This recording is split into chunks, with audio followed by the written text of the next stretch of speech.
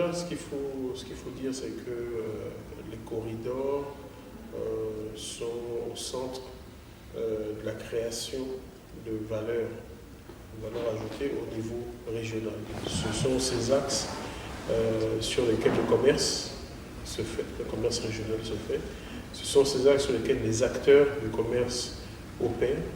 Et ce sont ces axes sur lesquels la création de valeur ajoutée qui amène à l'emploi, à la croissance, peut se créer. Donc c'est véritablement central.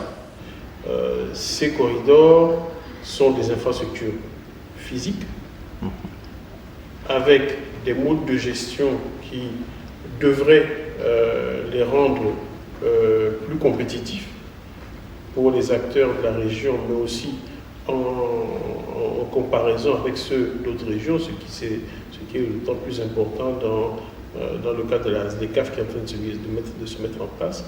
Et ce sont aussi des axes sur lesquels les différents instruments qui contribuent à la mise en place de la zone de libre-échange d'Afrique centrale et de l'Union douanière doivent pouvoir se matérialiser. C'est sur ces corridors que les différents tarifs, les différentes modalités se mettent en place. Donc c'est central pour le PERIAC puisque c'est autour de ces corridors que tout le PERIAC peut opérationnaliser, en tout cas peut développer de manière visible tous ces appuis.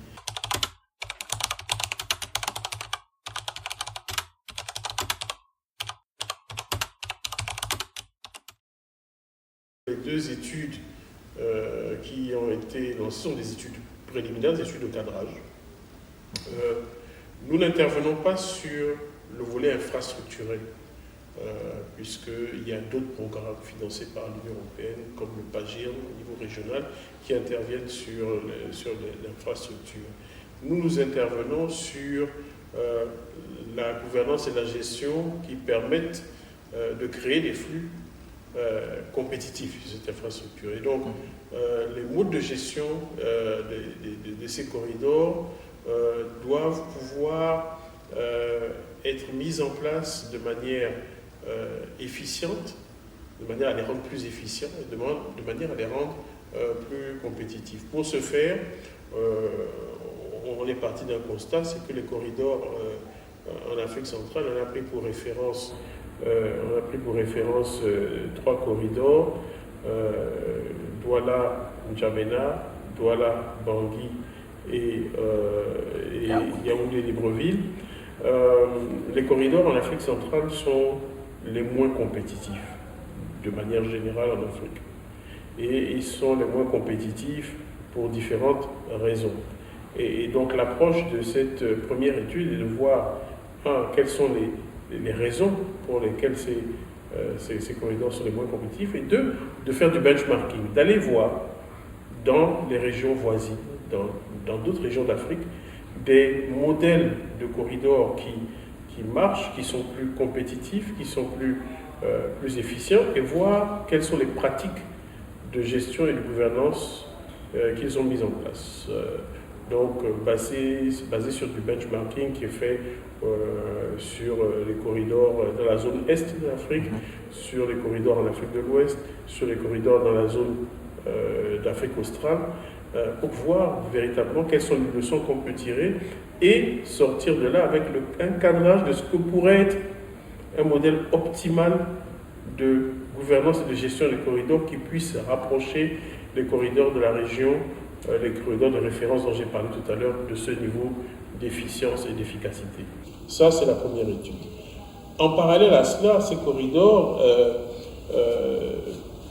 participent d'un réseau de transport et un certain nombre de pratiques anormales, de pratiques contre-productives en termes de compétitivité se déroulent sur ces corridors. On en connaît de manière très empirique un certain nombre, les temps passés, les multiples contrôles et autres. Je ne vais pas aller dans tout le détail, mais il ressort aussi que, en même temps qu'on peut orienter la mise en place de dispositifs efficients de gestion des corridors, il faut aussi avoir un dispositif qui permet de mesurer, qualifier et trouver des solutions aux pratiques anormales qui se font sur ces corridors pour pouvoir y apporter des solutions. Ce sont donc deux études complémentaires.